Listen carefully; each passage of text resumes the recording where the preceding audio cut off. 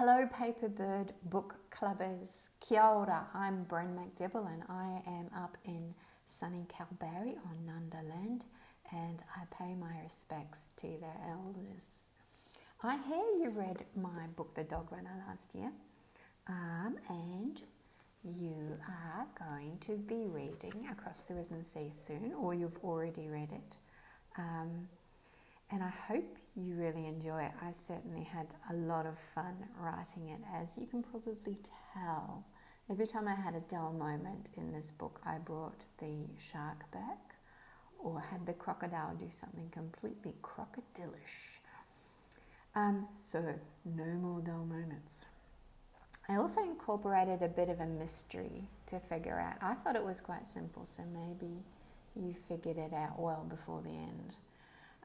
The main character in this book is Neoma, a name that means new moon. And whenever I write a book, I think about what the character's name should be, what is important or exotic in this time in the future. In How to Be, the children were named after fruit and flowers. This is my first children's book.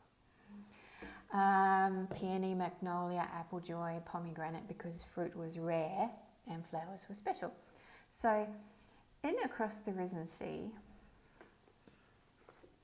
I felt like the community had a sense of renewal, so I went with Neoma, new moon, and then I thought about her friend, what was his name, and I thought about exotic things that were unheard of. So I thought about animals that might be not Australian. So I came up with jaguar, which, could be the car. Also, you don't need a car on a flooded island, or the big cat. So jaguar is her best friend. And Jag is a really good name for short, isn't it?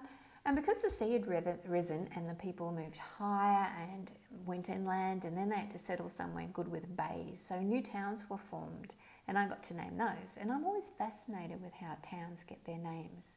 Are they named after people or plants or geographical observations, either in English or other languages? And when I was travelling through Wyoming a few years ago, I stopped in at 10 Sleeps Wyoming for lunch. You have to read my t-shirt. 10 Sleeps Wyoming. And I asked the owner of this cafe, what was it 10 Sleeps from? And she didn't know. Do you see their logo is 10 fingers and a little teepee? 10 sleeps from somewhere to somewhere, but nobody knows. And so when I was naming towns for Neoma to sail past, I got to name 5 sleeps, and she doesn't know what it's 5 sleeps from either.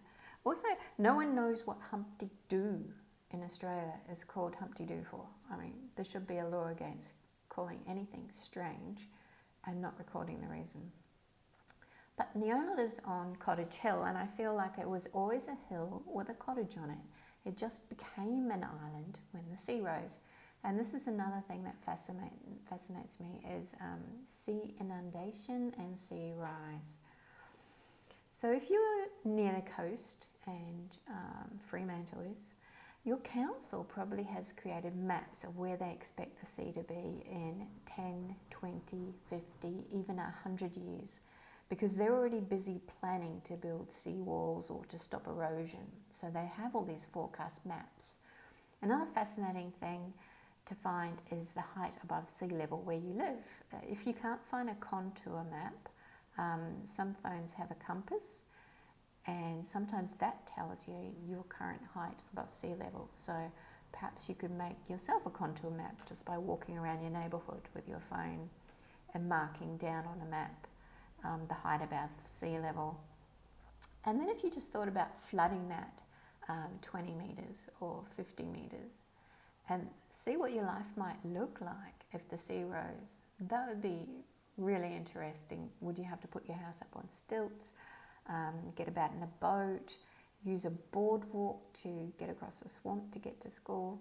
And if the environment gets warmer, might crocs come further south like they did in Across the Risen Sea? And in that case, walking across a boardwalk in a swamp to school would be very dangerous. It sounds like fun, but it's really not going to be fun, because salt water in the groundwater would be very, very bad for us. And this is partly why I write books like this. I want us to keep thinking and talking and questioning what our future looks like, because if we're thinking about it, we can face it and we can change the path we're on. Mostly though, I want the readers to have a lot of fun reading my books, and I hope you've all had fun. And just know that the future might be changed, it might be different, but it might not be so incredibly terrible. There might still be fun and love, like Neoma and Jag. They have a lot of fun, they still have family. They still live good lives. So thanks again for reading Across the Risen Sea, and go gently.